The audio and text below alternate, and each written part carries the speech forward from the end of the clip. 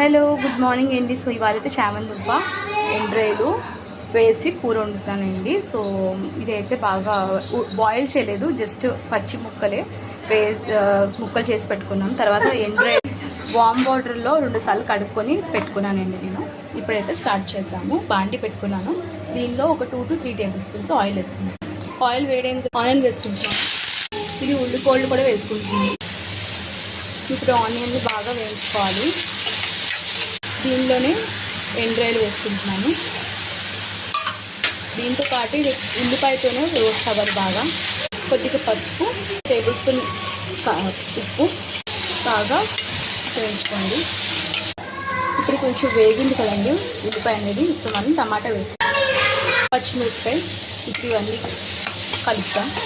ఇప్పుడు ఒక 2 minutes సిమ్లో పెట్టి మూత వేద్దాం.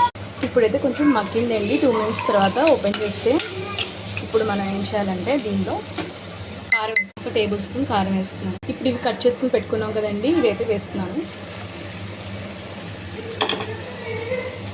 బాగా కలపండి. ఒక 1 minute హైలో పెట్టి వాటర్ వదులుకున్నాము.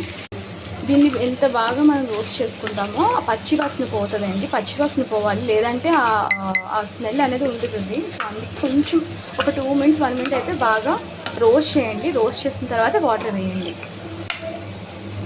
ఇప్పుడైతే నేను 1 glass ఆఫ్ వాటర్ వేసుకుంటున్నానండి. దీనిలో వాటర్ వేసుకొని మీడియంలో పెట్టి మనం మంచిగా కుక్ చేసుకోవాలి. ఎందుకంటే ఇది బాగా తొందరగా బాయిల్ అవ్వదు, కొంచెం టైం పడుతుంది. అది కూడా నార్మల్ మనం కుక్కర్లో చేసుకుంటే చాలా తొందరగా అయిపోద్ది. నార్మల్గా చేస్తాను కాబట్టి కొంచెం టైం పడుతుంది అన్నమాట. ఒక 10 to 15 minutes పాటు మీడియంలో పెట్టండి. ఇప్పుడైతే ముక్క ఉడికిందండి. ఒక 20 minutes పట్టింది నాకు. మీడియంలో పెట్టాను. వాటర్ కూడా ఒక 1/2 glass పట్టింది. సో ముక్క చూడండి కట్ అయిపోయింది. సో ఇదైతే ఉడికిపోయింది. ఓకే, సో ఇప్పుడైతే కొంచెం కొత్తిమీర గార్నిష్ చేసుకొని ఆఫ్ చేసుకుందాం. అంతేనండి, ఎంతో టేస్టీగా చాలా బాగుంటుంది. రైస్లో కలుపుకుంటుంటే సూపర్ ఉంటుంది. మీరు కూడా ట్రై చేసి ఎలా ఉందో కామెంట్ చేయండి, సబ్స్క్రైబ్ చేయండి, లైక్ చేయండి. థ్యాంక్స్ ఫర్ వాచింగ్ అండి. బాయ్.